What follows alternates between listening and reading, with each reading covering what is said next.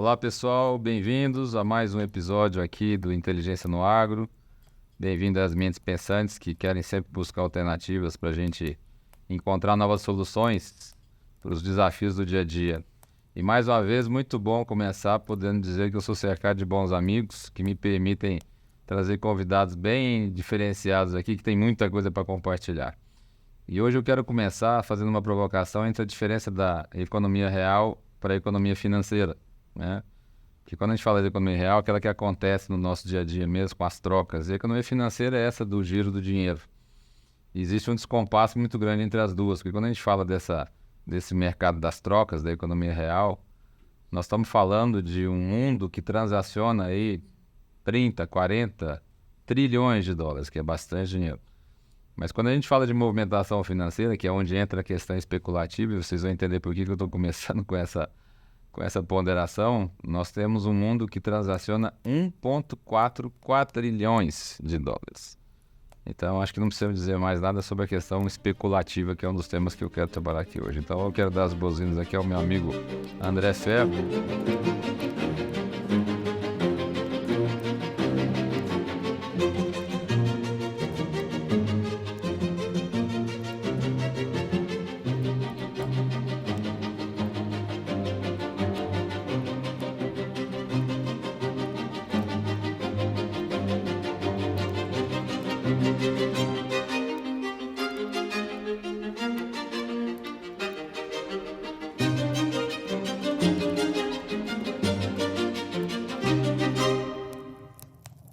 Então, seja bem-vindo, André. É uma satisfação tê-lo aqui. E hoje nós vamos poder distribuir muito do que você sempre me ensinou aí, tá?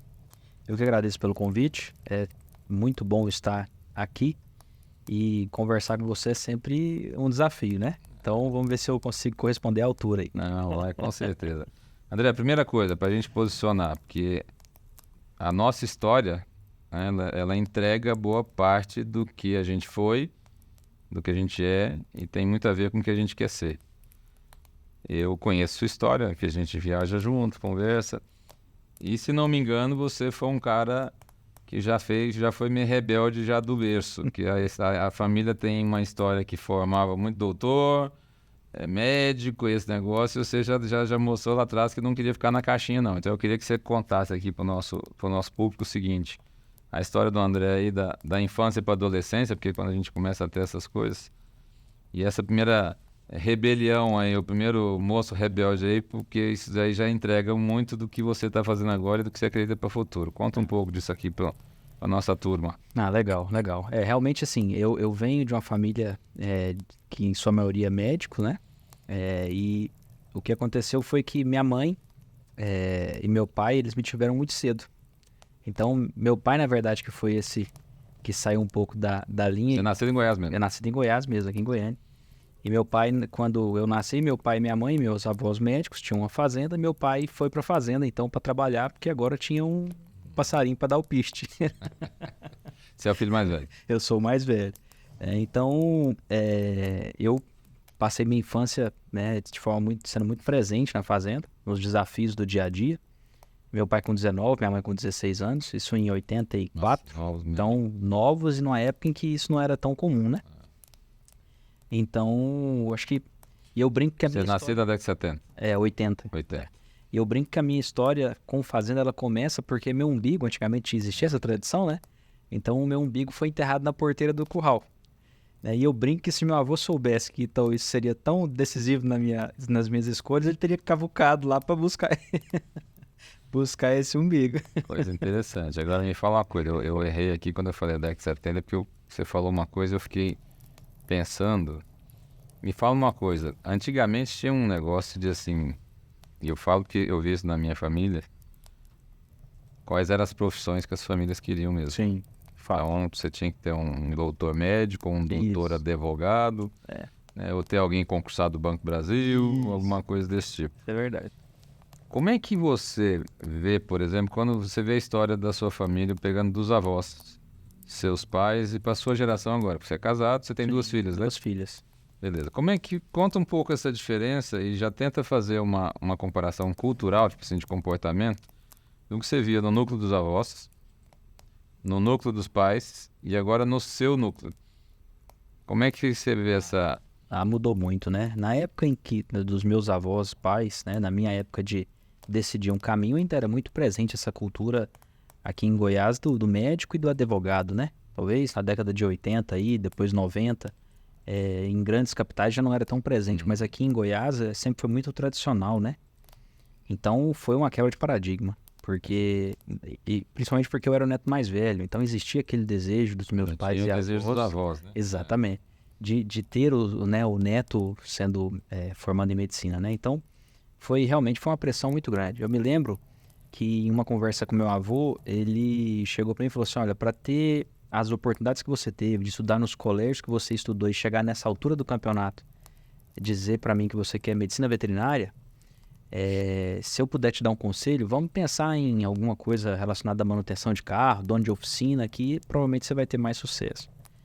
Isso, eu tenho meu avô como um pai, né? Ele já é falecido, mas foi muito presente na minha criação, porque meus pais eram novos, então assim, isso me marcou muito. Mas ao mesmo tempo, eu tinha muita certeza do que eu gostava de fazer, né? Por ter vivido tanto tempo em fazenda durante a minha infância e minha juventude toda.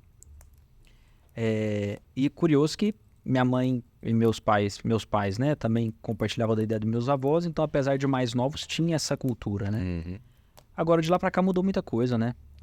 Você com suas filhas. Então, a CB, hoje eu vejo que o importante é você gostar do que faz. Agora, a profissão...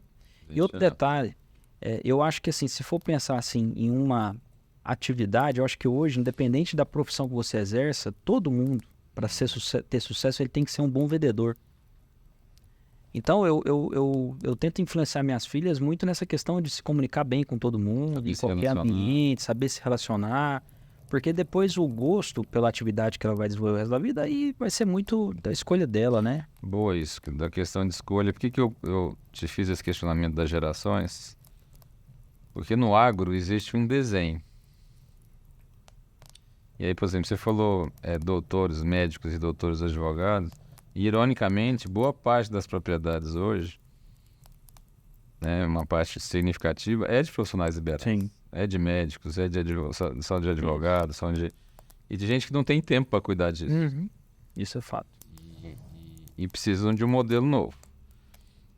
E o que acontece? Essa transição, porque assim...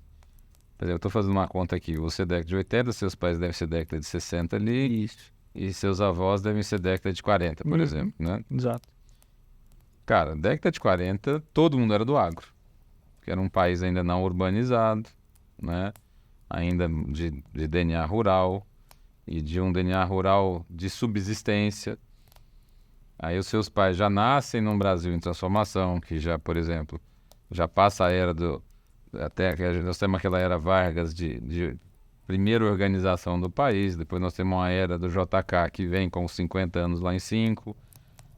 Finalmente a gente faz a década de 60, que é uma agricultura de subsistência, o país importador de alimentos, mas quando a gente entra na década de 70 nós já começamos um movimento estruturante.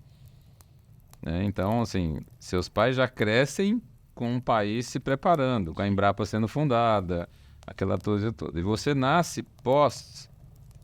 Por exemplo, o ano do nascimento seu? 84. 84 é exatamente o ano do Direta Já. Isso. Então, ou seja, o Brasil tá lutando para retomar o processo de eleições. Não conseguimos uma eleição direta, né? Mas conseguimos um avanço ali. E o que acontece? Você vai crescer no Brasil já em reestruturação, preparando para essa nova fase. Que, por exemplo, a sua infância acontece, estou fazendo conta aqui, de 80 para 90, exatamente quando acaba a sua infância e começa a sua adolescência, nós já estamos no meio do governo FHC, Isso. com o país sendo estruturado no novo modelo. Aí, por exemplo, a sua adolescência para a idade adulta já entra nos governos Lula 1 e 2, que aí já é um país que pegou a restauração do FHC 1 e 2, atraiu o capital internacional. Cara, e aí a gente olha o seguinte, olha, esse Brasil de 2000 já não tem nada a ver com aquele Brasil da década de 80.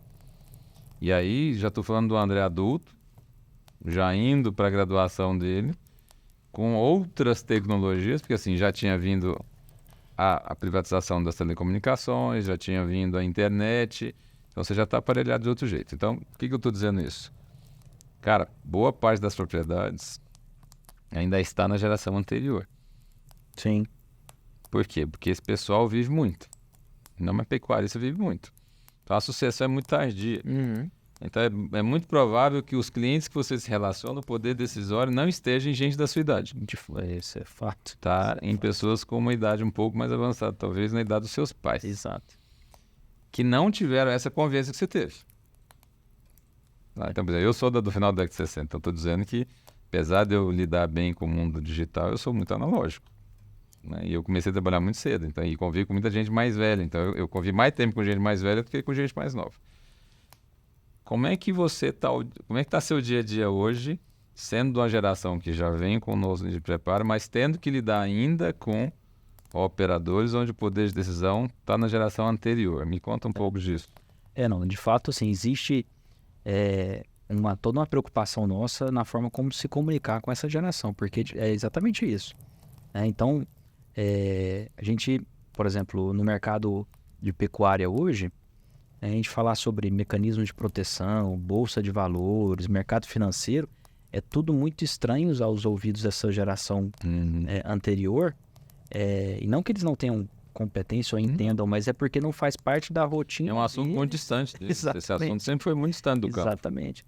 Então, assim, a gente está todo o tempo tentando adequar a nossa forma de conduzir, a nossa linguagem, para fazer com que essas pessoas entendam a demanda hoje, porque não adianta a gente, tendo essa realidade de decisores de uma geração anterior, a gente ficar, então, trabalhando da mesma forma que eles trabalharam, porque não é assim mais, infelizmente mudou, ou felizmente, na verdade, né? Eu acho que essa mudança foi muito saudável para o negócio, né?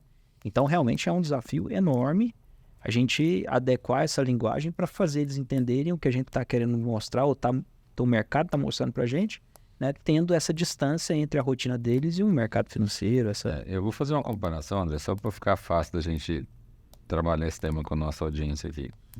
Essa geração mais velha, por exemplo, que eu me incluo, com esses cabelos pintados aqui, quando a gente ia viajar, a gente fazia negócio e a ferramenta de confirmação de negócio, já na minha geração, já era um telex, né? Super ágil. Você fechava o negócio e deixava 10 minutos. E a gente voava. A minha geração do meu pai começou a voar, do meu avô não voava ainda.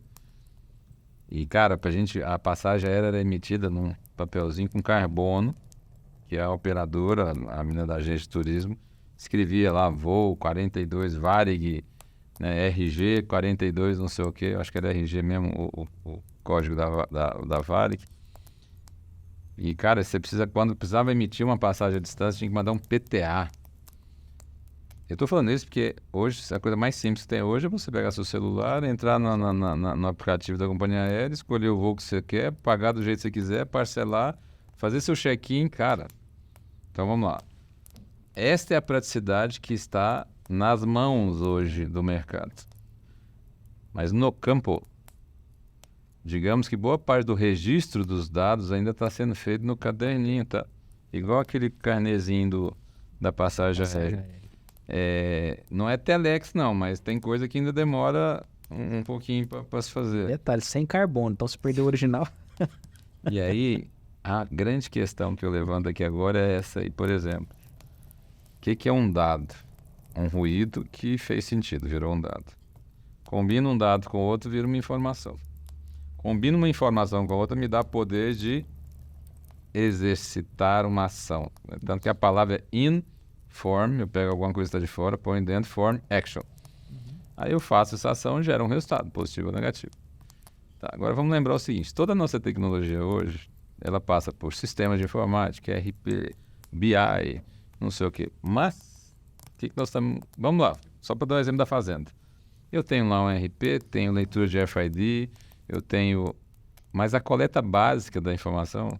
Está na mão de uma pessoa que teve problema na sua alfabetização. Eu tenho muita tristeza quando eu falo isso, mas, por exemplo, o analfabetismo no Brasil é mais ou menos 5,5%, 5,6%. Quando a gente vai para o agro, ele vai para 12%. É o dobro. Que eu acho muito injusto com um setor desse que é tão valoroso e ter sido tão maltratado desse jeito. Mas aí, por exemplo, olha o quanto a gente pode ficar comprometido na utilização das tecnologias quando o nosso pessoal de base tem uma dificuldade de formação. É. E aí, por exemplo, você que eu sei que você atua na área de gestão, né? Que informação é fundamental para você, porque senão você não consegue apoiar o pecuarista, o agricultor, na tomada de decisão dele. Isso. Então, assim, se eu te perguntar hoje, o quão arriscado você acha hoje, por exemplo, um proprietário rural continuar administrando nesse modelo numa era dessa que você já citou, mais volátil, de margens mais baixas? Vamos só lembrar, a margem hoje é metade do que era há 2 décadas atrás. Então, me fala um pouco da sua visão sobre isso. Diz assim, se for uma pessoa que está inserida no negócio, a nossa proposta é mudar de imediato. Porque é inviável você ter condição de registrar como era antigamente e fazer esse ruído virar uma informação que te dê segurança ao ponto de você tomar uma ação. Não tem, assim, acho que não tem como a gente continuar adorando a pílula. Não tem. Mas fazer ou fazer, não tem. Exatamente. Não, mas eu faço e dá certo assim. Sim, dá certo assim na hora que a gente começa a organizar. Uma das frases que a gente sempre coloca quando conversa com o produtor é: primeiro piora para depois melhorar. Por quê? Porque quando a gente pega para fazer mesmo, você vai descobrir isso, que ele não sabe ainda. E aí a realidade normalmente é muito pior do que o que ele imagina, o que ele enxerga. Então, assim, não tem como dourar a pílula. Não existe viabilidade para a pecuária de hoje continuar nos registros de antigamente. Bom, isso é fato. Então, agora vamos lá. Habitualmente a gente fala que os maiores ativos do nosso negócio é terra, o primeiro, rebanho, o segundo, e boia, o terceiro, né? O maior volume de... E eu acho que a gente tem um erro de interpretação aí, porque eu acho que o primeiro ativo que a gente tem, o maior é tempo, não terra. Isso a gente O segundo é terra. E aí depois vem essa ordem, porque o tempo, primeiro, não é controlado por nós, não é recuperável e não nos respeita. Nós é que temos que respeitar o tempo. E você acredita que todo ano tem seca, né? Tem gente que esquece, mas todo ano tem seca. Mas por que eu estou te falando isso? Como nós estamos sem essa noção de tempo e de o que nós temos que fazer nesta terra, com a atividade nossa, para respeitar o tempo, inclusive como a gente está manejando esses rebanhos, eu hoje tenho a nítida certeza de que parte das contas operacionais estão sendo pagas com patrimônio, André. Com certeza. E aí a pessoa não sentiu ainda porque ela não tem o hábito de fechar balanços patrimoniais como no mundo corporativo a gente tem. Exatamente. Tá? Então, por exemplo, um varejista tem balanço mensal, tem inventário mensal na loja. Tá? A indústria costuma fazer com um pouco mais de espaço, mas o varejo, todo mês nós estamos fazendo um balanço no varejo. E a fazenda é raro, uma fazenda que tem o hábito do inventário. E como os preços são voláteis, por exemplo, hoje talvez eu tenha 1.000 cabeças com 15 arrobas de média. Então eu tenho 15.000 cabeças, mas que valiam alguns meses atrás 280, 300. E hoje valem 190, Isso. 180. São as mesmas 15.000 arrobas, mas que valem quanto? Exato. E se eu tenho dificuldade de registro, e vai chegar uma hora que o tempo não respeita, e eu já procurei o interruptor do boi e não acho, rapaz. Não. Eu já tentei, mas onde é que desliga o boi? E aí o que acontece? Quanto mais esse boi vai ganhando, vai evoluindo na curva do tempo, mais ele consome. Isso. Então, por exemplo, se eu estou com um boi aqui no coxa me consome 20, 25 reais por dia, alguns meses atrás esse boi me consumia 60 reais por mês. E alguns meses antes esse bezerro me consumia 15. Então, e eu estou vendo o seguinte, venda passando de uma safra para outra, estoque residual. Eu vejo isso muito nas fazendas de genética. Que eu faço uma safra de touro, aí era para ter vendido 100, eu vendi só 70, Exercício ficaram 30, e aí eu não faço essa conta porque assim, eu gastei para vender 70, para vender os 100, só vendi 70. Os 30 que ficaram estão sem interruptor, estão comendo. O preço já variou. E aí quando é que esse cara vai sentir? Na hora que ele não conseguir renovar algum crédito dele, que ele precisar renegociar. Tive informação dos meus amigos da área financeira que 70% dos contratos vencidos nos últimos dias estão sendo renegociados. Ele vai sentir isso quando ele não conseguir mudar a caminhonete. Quando ao invés de viajar para a Europa, ele tem que fazer uma viagem interna. Quando ele começar a sentir que a mensalidade do filho está ficando cara, porque ele está começando a fazer conta, ou seja, a conta chega. É. E aí eu te pergunto o seguinte, qual que é o risco hoje de boa parte das pecuárias estarem quebrados e não saberem ainda que estão quebrados? Gilson, é impressionante. A gente, quando começa a trabalhar nas fazendas, a gente faz um levantamento para entender como é que é o fluxo de caixa. E grande parte das vezes que a gente levanta isso, a pessoa ela tem muito patrimônio, mas ele não tem como arcar com a dívida do amanhã. Ou seja, não tem liquidez. Não tem liquidez. Tem milhões de Exatamente. patrimônio e falta 50 mil reais para... Então, assim, eu não sei dizer qual o percentual dos pecuaristas, mas eu afirmo com segurança que nós temos, assim como você acabou de mencionar, 70% dos contratos estão sendo renegociados. Nós temos aí uma grande parcela dos pecuaristas nessa mesma situação da renegociação de contrato, vamos falar assim, porque não tem como pagar as contas. Você sabe que você me falou uma coisa que me ocorreu aqui que eu não tinha feito essa conta. 70% dos contratos estão sendo renegociados. Qual que é a estimativa de área degradada que nós temos? Com algum grau de degradação? Que as estatísticas falam. Eu acho que é mais ou menos 70%. Alguém deixa a área degradar porque gosta? Não, é porque simplesmente é o que a gente brinca, a gente tem um ditado que fala, o produtor no vermelho não cuida do verde.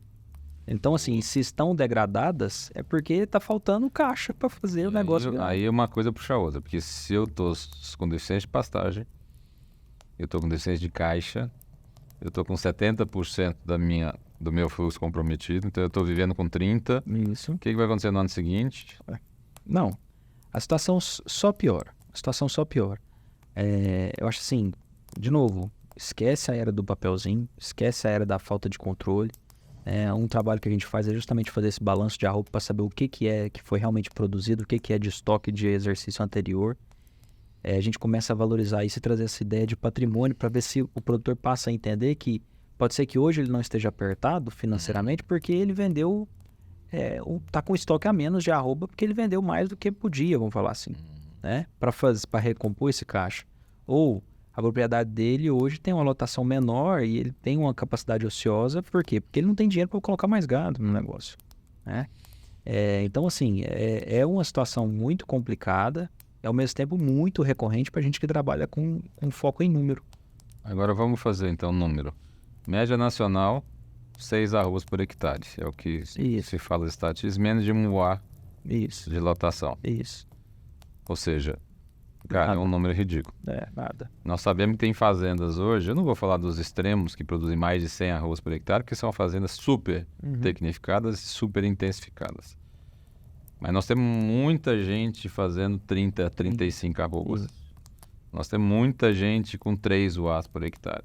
Cara, que é mais de 3 vezes a média nacional. Exatamente. Tá? E é mais de 5 vezes a média nacional de produtividade por hectare, a produtividade de arroba por hectare.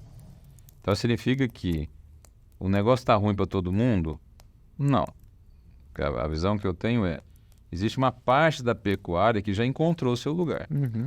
Então, por exemplo, nós temos 70% do volume de carne nós sendo consumido no mercado interno, 30% sendo mandado para o exterior.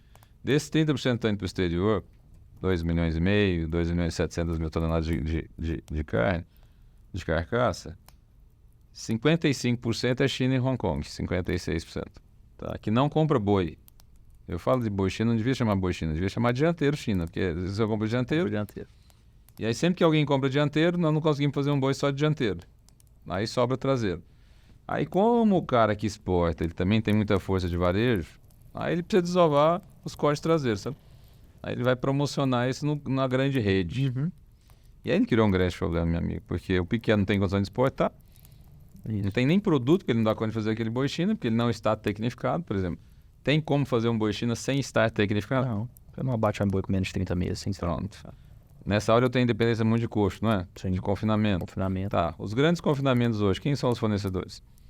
Só. As grandes. Precisamos falar marca aqui. Tá. Os grandes confinamentos são fornecedores de que tipo de frigorífico? Pequeno ou grande? Grande frigorífico. Beleza. A exportação é feita por qual tipo de frigorífico? Os grandes. Então pronto. Então significa dizer que tem parte da pecuária que está operando com produtividade, com robustez, com tecnologia e com resultado. Porque se não tivesse resultado, eu nunca vi alguém que tem 100 mil cabeças de boi aumentar para 150 porque está perdendo dinheiro. E eu estou vendo algumas estruturas sendo ampliadas até porque está se fazendo pulmões maiores, né? E com isso vira um torniquete maior para o restante do mercado. Por que eu estou fazendo essa conta toda? Cara, na pior conta que se tem no Brasil hoje, a gente fala em 700 mil pecuaristas.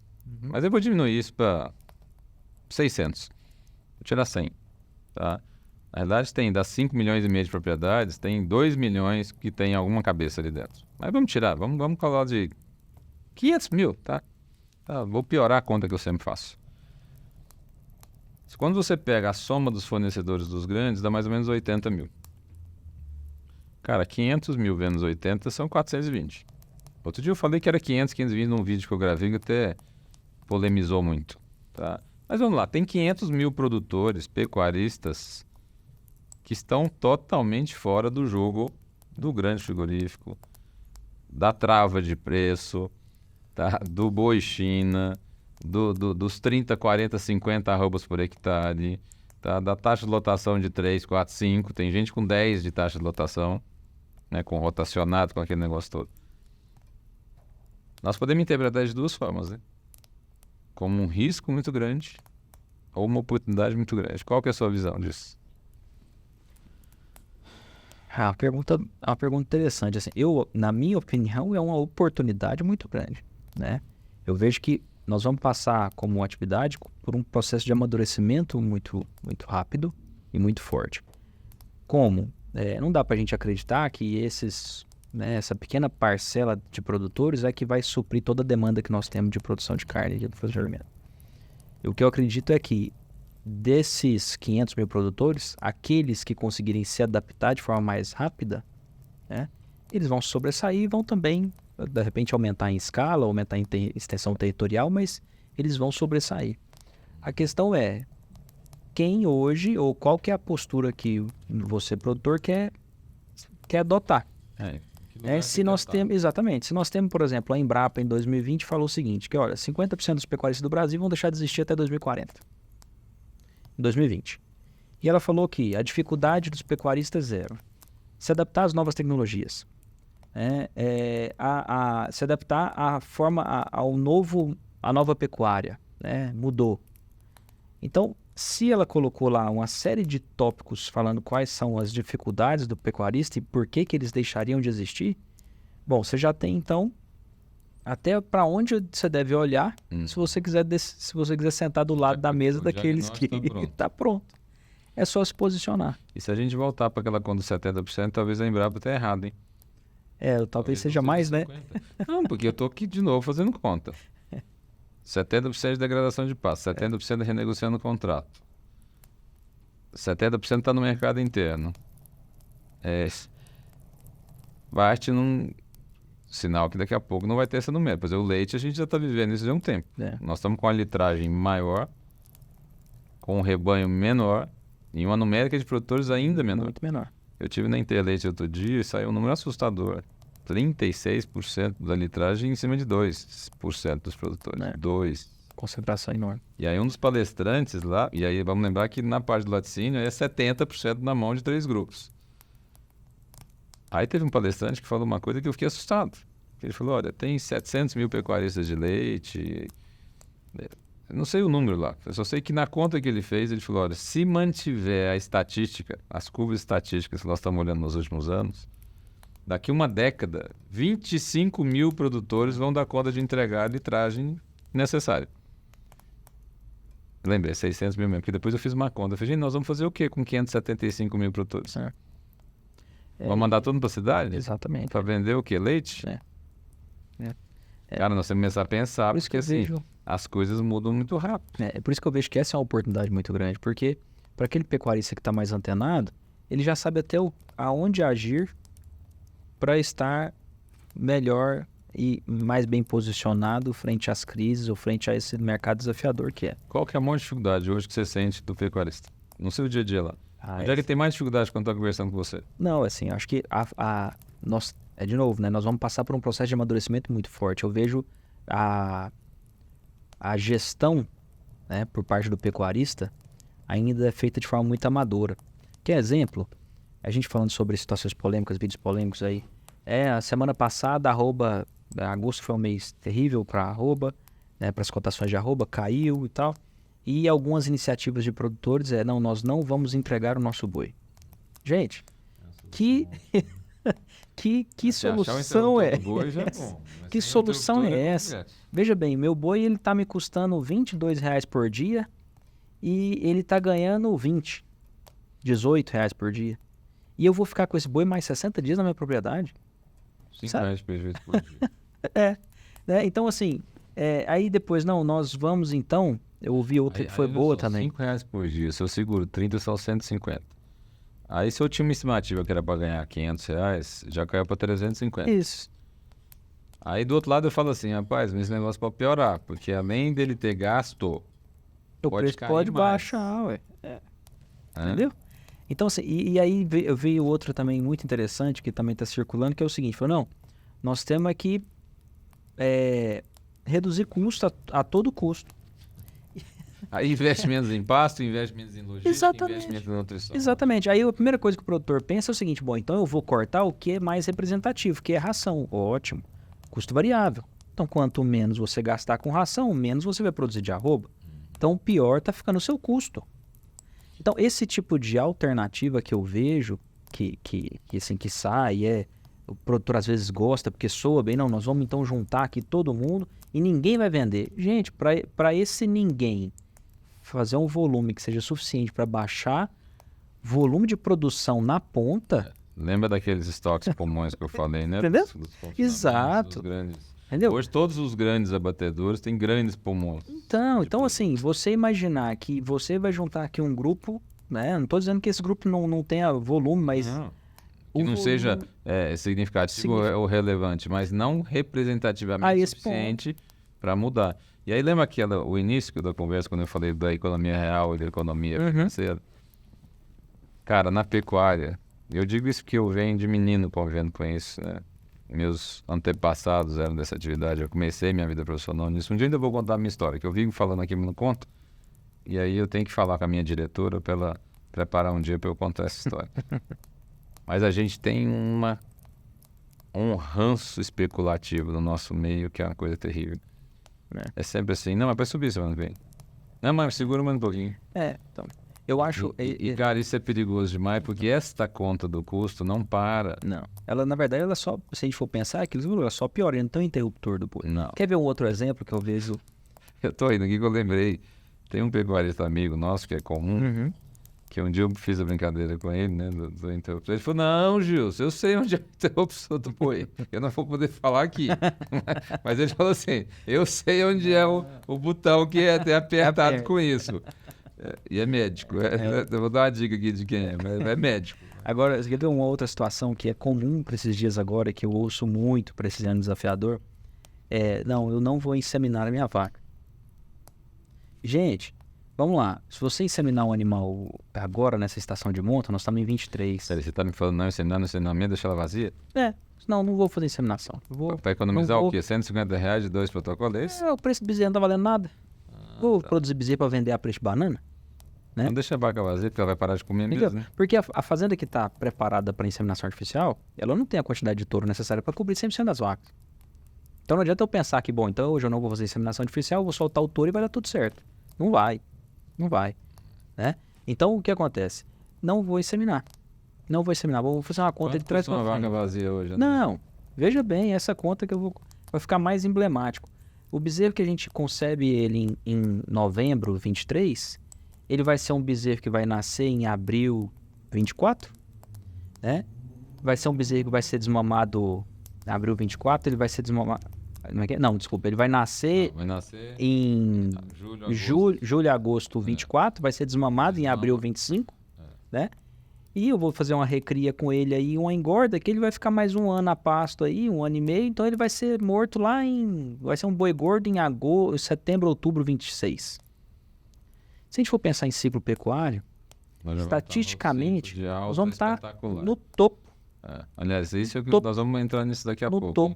Porque da curva. Nós vamos vir para uma época muito boa pela frente. Exatamente. Então, mas veja como é um tipo de atitude ou de pensamento muito imaturo para um negócio.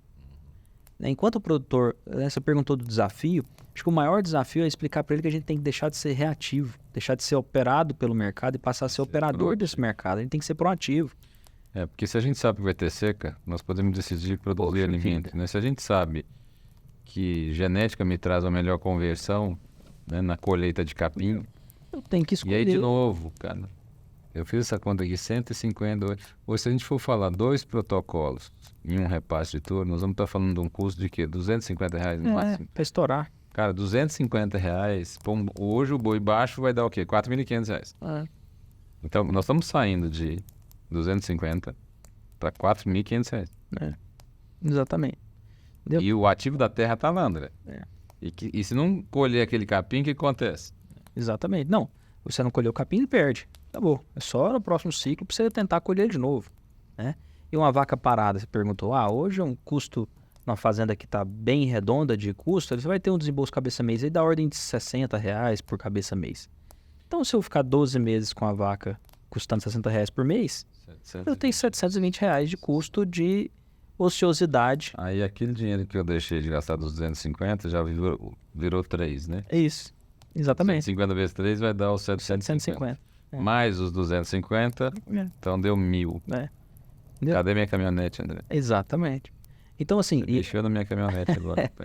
Então, esse tipo de atitude de pensamento, eu acho que mostra pra gente o quanto nós temos que evoluir. Por isso que eu vejo a oportunidade.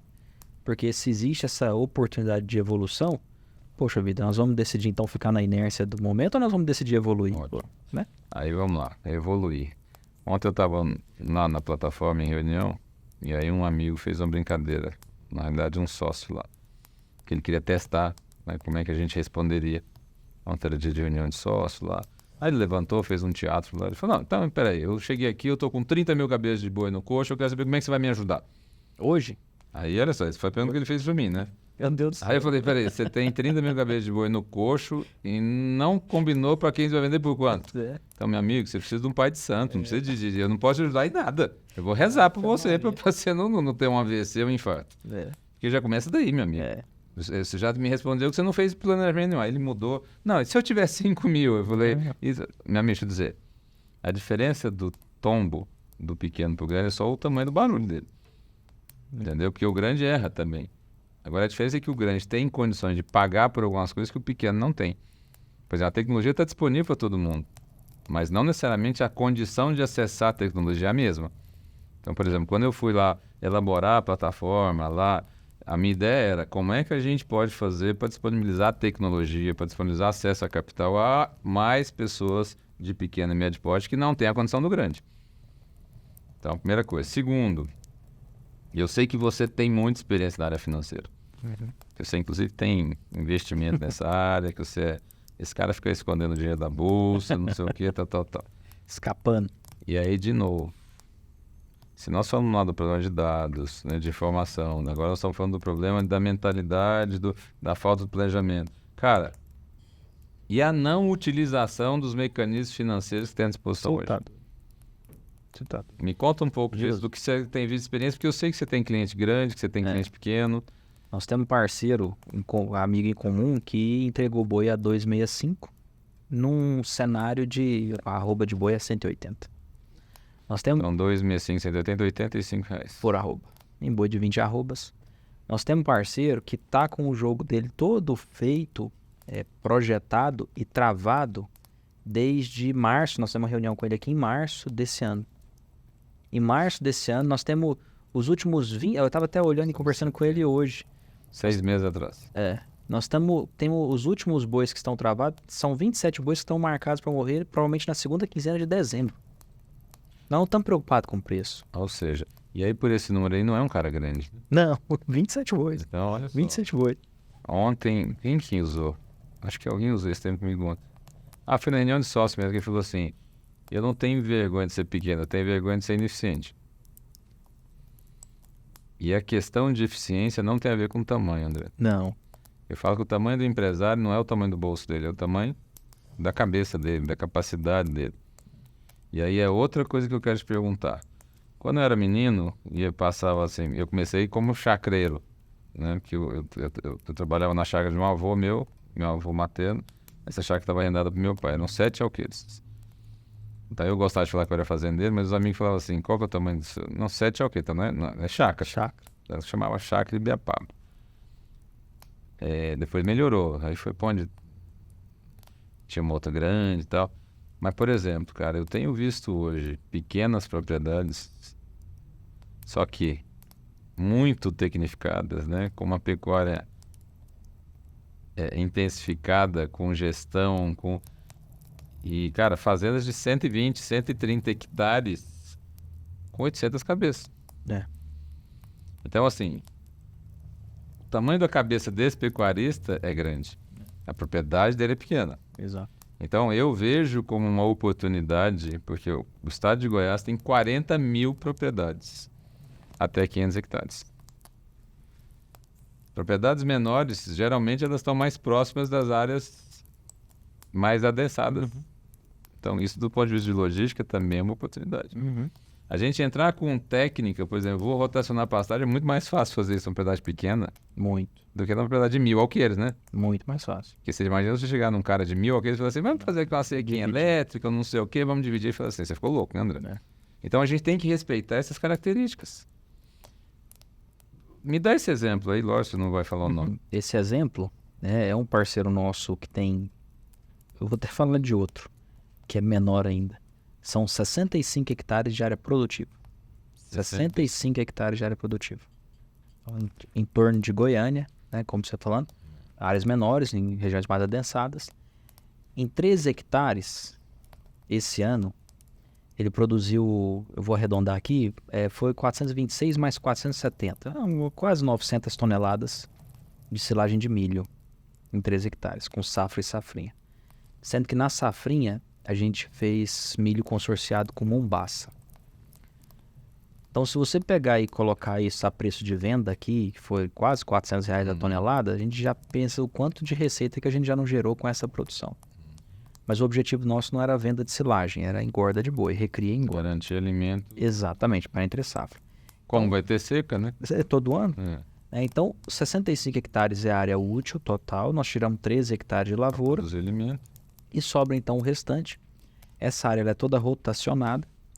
Nós temos lá 3 praças de alimentação, ela toda piqueteada. Entre... Cara, praça de alimentação, isso é chique, mas... É chique, né? Coisa chique. Bebedouro, lavagem de bebedouro a cada 2 vezes por semana. O coxo, ele é sombreado para ter ambiência, bem-estar animal. E tudo isso foi pensado por quê? Porque como é uma área pequena, o animal não pode malhar no pasto. Porque se ele malhar no pasto, que é a área nobre, ele vai estar estragando o pasto. Então ele tem que malhar na praça. Como é que você força o animal a malhar na praça? Além de dar água para ele na praça, dar ração para ele na praça, poxa, se você puser uma sombra, ele vai para a sombra, né? Então tudo isso foi desenhado porque além dos 13 hectares de volumoso, eu tenho então 50 e poucos hectares de produção de capim. E a gente engordou já esse ano, vai se abater mais um pouco agora, vai dar 160 bois lá, abatidos. E nós temos mais 160 garrotes que nós estamos fazendo a compra agora, na entre safra, compra estratégia. E comprando animal a R$210 arroba, 9,75 arrobas é o peso desses animais lá. Então veja, o giro, a flexibilidade dessa propriedade, porque eu tenho uma área que eu produzo comida volumoso para esse animal.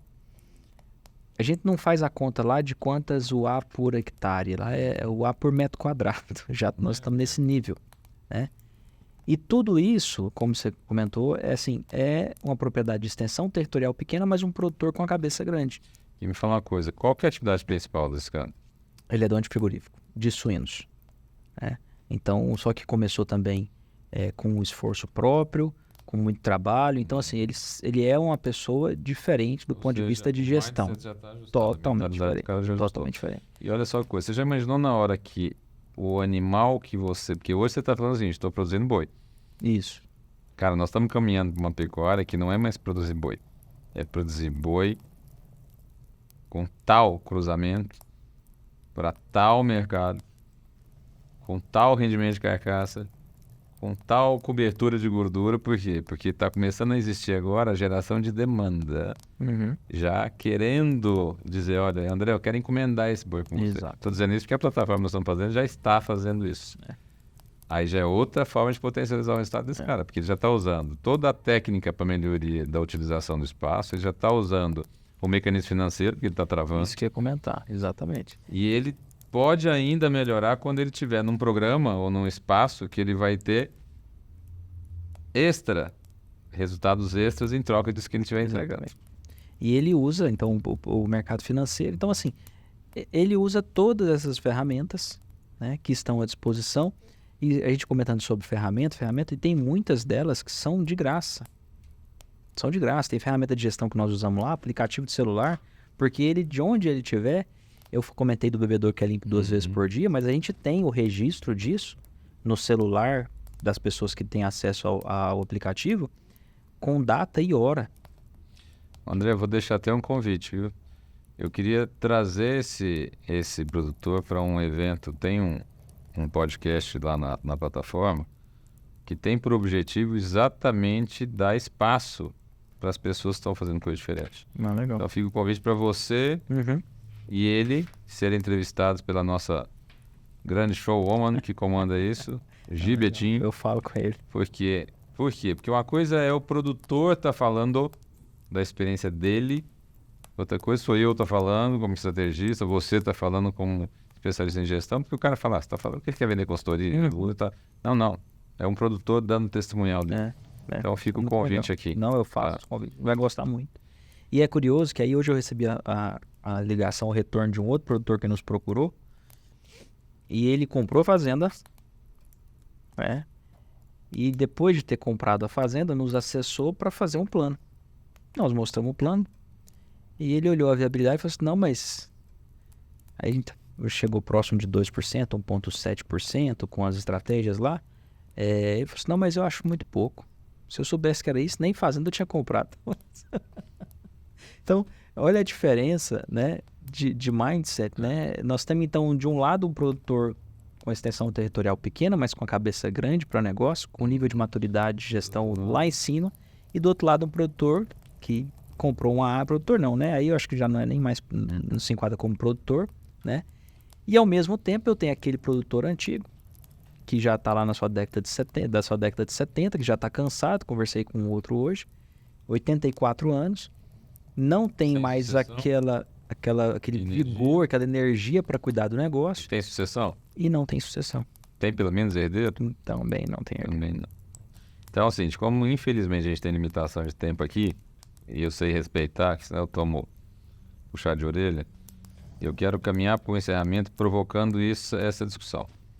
Eu falo que sucessão, herança é natural. Sucessão é escolha. Tem famílias como essa que não tem nem herança nem sucessão. Infelizmente. Tem famílias que têm herança, têm herdeiros, mas não necessariamente têm sucessores, porque a sucessão é uma escolha do sucessor e do sucedido. E tem situações que a família não quer abrir mão do ativo, mas não tem quem tenha condições de cuidar. Então isso abre oportunidade para um outro modelo. Outro dia a gente esteve conversando e você estava ouvindo alguma pessoa falando sobre o modelo americano, que muitas propriedades já estão na mão de empresas de gestão, e eu sei que você está se preparando para isso, porque você é um cara que enxerga longe. Compartilhe um pouco dessa visão, porque assim, eu tenho uma notícia para todo mundo que ela é meio perigosa. Nós vamos morrer. Eu não sei dizer quando, mas nós vamos morrer. E na hora que a gente morrer, alguém vai ter que assumir alguma coisa. Então, assim, qual que é a sua visão e o que você poderia até deixar de mensagem? Primeiro, para os patriarcas e segundo, para os sucessores e herdeiros. Deixa a sua visão disso e deixa uma mensagem disso de maneira que essas pessoas possam pelo menos começar a discutir dentro dos seus núcleos que pode ser que a gente morra mesmo, tá? Antes até da sempre que a gente imagina. A gente tem no nosso dia a dia, é muito comum a gente encontrar situações exatamente como essa. Aí o que a gente sempre deixa de mensagem é se prepare.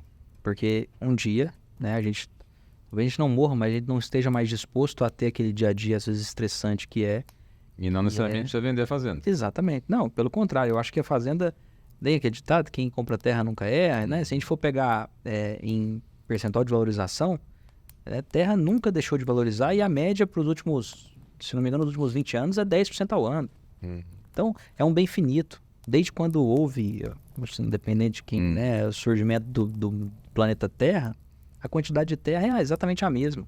Então, eu não vejo o porquê vender, né? Eu não tenho uma sucessão ou não tenho um herdeiro. Existem formas de manter o negócio ativo, né? Então, a gente sempre deixa essa mensagem, se preparem. Se preparem. Uma dessas formas é cogestão. Hoje a gente está atuando muito como administração. Isso, a gente está trabalhando muito com administração rural, né? Então, o que é administração rural? É justamente ter uma pessoa, ter uma empresa, na verdade, com profissionais multidisciplinares, desde zootecnista, agrônomo até administrador de empresa, que vai estar ali dedicado para o seu negócio. E hoje, por exemplo, se eu quiser hoje contratar uma empresa que possa assumir até o meu procedimento de lançar nota, de acompanhar a contabilidade, hoje é possível fazer isso? Tudo. Nós temos, para aquelas fazendas que não têm um tamanho que justifique ter um escritório na fazenda ou uma pessoa dedicada para isso, nós temos uma pessoa que faz isso. Ou seja, aquela realidade que já existia para o mundo corporativo, então começa a ser disponibilizada para o ambiente rural. E hoje a gente evoluiu para ter, a gente naturalmente faz um contrato e tudo mais, mas a gente tem acesso às contas porque tudo é feito com conciliação bancária. Então é preciso ter uma conta específica para a fazenda e nós temos acesso, né, a nossa pessoa no back-office tem acesso através do aplicativo do banco para fazer as conciliações bancárias. Então, assim, a segurança, até para pensar numa preparação do terreno para uma construção de uma holding, que é muito comum hoje, por exemplo, a segurança de ter uma empresa dessa embarcada junto é muito maior para você tomar uma decisão sobre a construção da holding, sobre a sucessão. E é curioso, só para completar, que a gente tem muita situação também de sucessores que são provocados para assumir o negócio da família e ao mesmo tempo eles falam assim, não, eu assumo, mas eu quero que esteja alguém comigo, porque eu não entendo ou não tenho a segurança para fazer isso sozinho. Como você falou aí do jurídico, eu vou deixar aqui um desafio para o nosso pessoal de organizar um evento que a gente possa convidar os nossos parceiros da área jurídica, você, outros profissionais que possam conjugar esses verbos que nós estamos falando aqui, a gente fazer um evento especificamente direcionado para esses casos que nós estamos falando.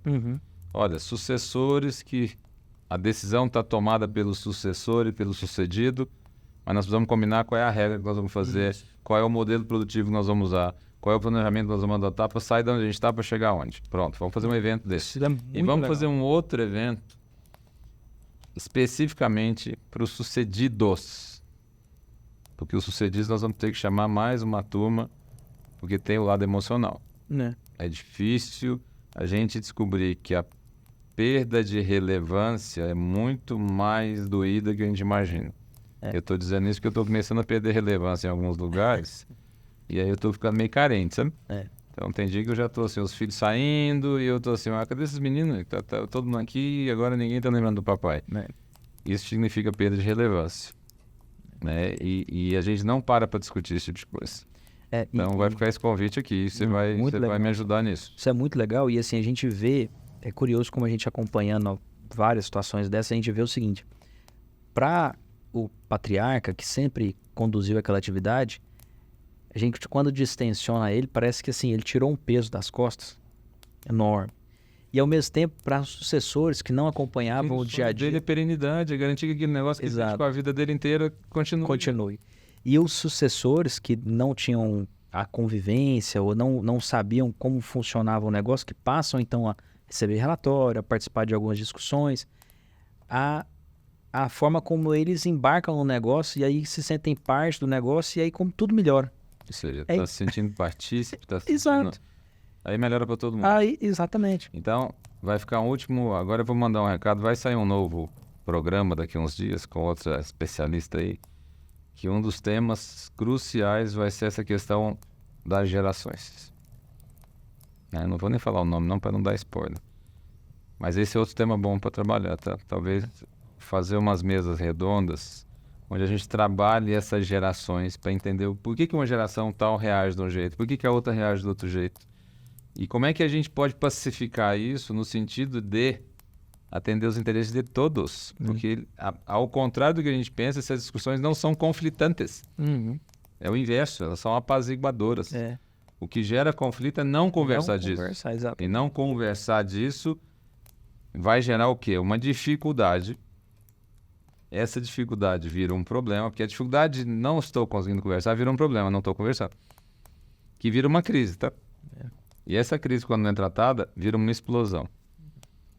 Tá? E considerando aquilo que eu lembrei que nós vamos morrer, não sei quando, mas nós vamos morrer, então nós temos que discutir isso com mais responsabilidade, porque isso envolve muita gente que está no nosso entorno.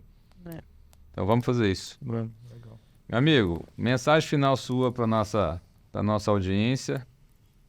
Gilson, eu acho que assim, é uma atividade, o agro, né? É uma atividade apaixonante. Existe uma responsabilidade social nisso, porque nós somos Muito. O celeiro do mundo, a fazenda do mundo, né? Enfim, nós vamos ser, já somos, os responsáveis por alimentar o mundo. Então, assim como qualquer outra atividade, tem suas dificuldades, mas tem os seus caminhos. E o produtor não está sozinho.